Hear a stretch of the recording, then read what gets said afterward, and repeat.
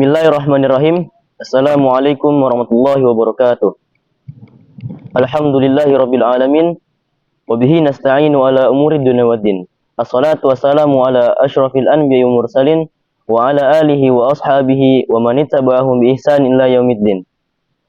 Asyhadu an la ilaha illallah wa asyhadu anna Muhammadar Rasulullah.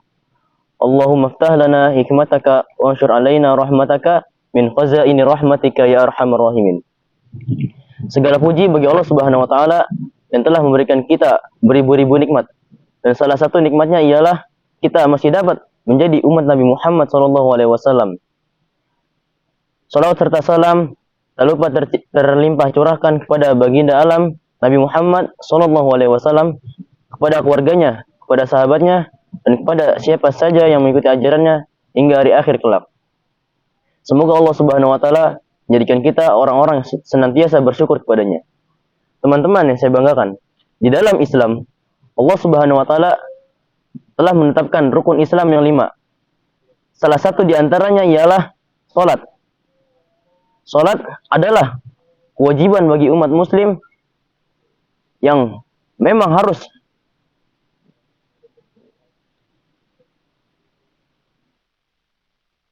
salat. Maka salat adalah kewajiban yang harus dilakukan oleh umat muslim seluruhnya. Salat adalah kewajiban bagi umat muslim yang harus dilaksanakan setelah bersyahadat. Sebagaimana yang dikatakan oleh Abdullah bin Mas'ud radhiyallahu anhu, sebagaimana kisah Abdullah bin Mas'ud radhiyallahu anhu ketika bertanya kepada Rasulullah sallallahu alaihi wasallam. Abdullah bin Mas'ud bertanya kepada Rasulullah sallallahu alaihi wasallam, "Ya Rasulullah, apa amalan yang paling dicintai oleh Allah Subhanahu wa taala?" Rasul menjawab, "Salat." Kemudian bertanya lagi, "Apa lagi ya Rasulullah?" Kemudian Rasulullah menjawab, "Berbakti kepada orang tua." Kemudian Abdullah bin Mas'ud bertanya lagi, "Apalagi ya Rasulullah?" Rasulullah menjawab, "Yang 3, jihad." Teman-teman saya banggakan,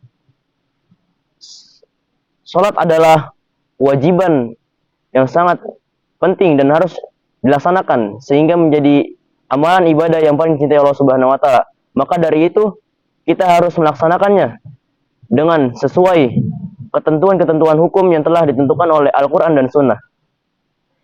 Maka sebelum itu kita harus mengetahui awal mula salat menjadi 5 waktu. Jika kita lihat di dalam surat Al-Isra ayat pertama yang mengisahkan di Isra dan Mi'rajkannya Nabi Muhammad SAW oleh Allah Subhanahu wa taala di waktu malam.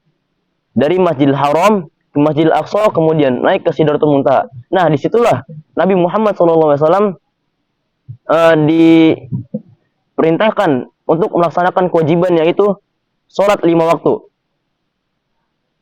Dan kita harus mengetahui apa itu salat. Apa itu salat? Salat ialah ad-du'a. Doa yang artinya meminta.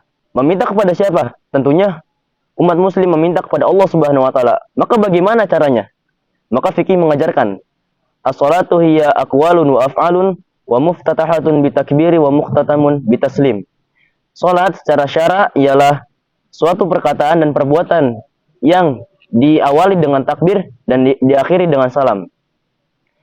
Kemudian, mengapa salat menjadi hal yang sangat penting dan harus dilaksanakan bagi umat muslim? Tentunya sudah jelas dalam Al-Qur'an di dalam surat Al-Ankabut ayat 45.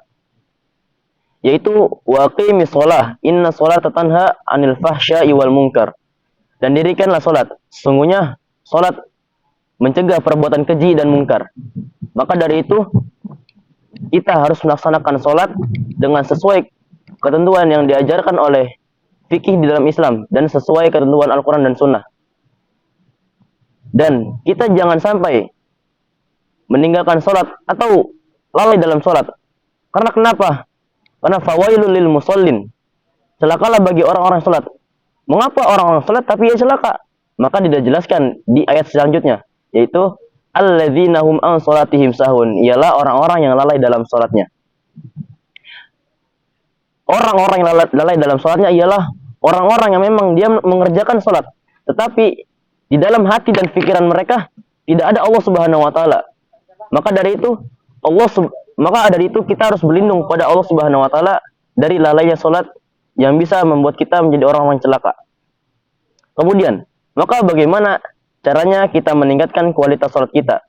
Tentunya meningkatkan kualitas sholat kita yaitu dengan cara meningkatkan juga kekhusyuan kita dalam sholat. Maka di sini saya membagi 4 tahapan, yaitu yang pertama, menghafal lafaz. Ketika kita sholat, kita mengerjakan sholat dan yang pertama, hafal lafaz. Maka kita sholat, kita harus menghafal lafaz sehingga terbayang lafaz-lafaz apa yang kita baca ketika kita sholat. Kemudian yang kedua ialah kita dapat mengerti arti dan makna. Kita sudah mengetahui lafaz apa yang kita baca, kita harus mengetahui arti dan makna sehingga sholat kita bisa terasa menjadi nikmat. Kemudian yang ketiga ialah menghayati. Ketika kita sudah bisa mengerti arti dan makna yang terkandung dalam lafaz-lafaz apa yang kita baca, kita harus dapat menghayati. Ya, kemudian yang keempat yaitu menjiwai sholat. Kita sudah menghafal lafaz, sudah bisa mengerti makna dan artinya, dan kita sudah bisa menghayati, maka kita harus menjiwai sholat kita sehingga sholat kita bukan hanya sebagai kewajiban, akan tetapi sudah menjadi kebutuhan kita sebagai umat muslim. Dan inilah 4 tahapan cara meningkatkan kekhusyuan kita dalam sholat. Dan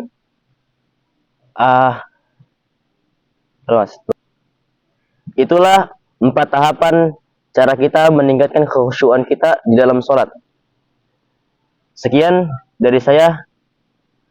Semoga Allah Subhanahu wa taala menjadikan kita orang-orang yang senantiasa mendirikan sholat, dan semoga Allah Subhanahu wa taala melindungi kita dari lalainya sholat yang bisa membuat kita menjadi orang yang celaka. Wallahu a'lam bishawab. Wallahu muwaffiq ila aqwamit thoriq. Wallahu ya'khudhu bi aydina ila ma fihi khairun lil islami wal muslimin. Wassalamualaikum warahmatullahi wabarakatuh.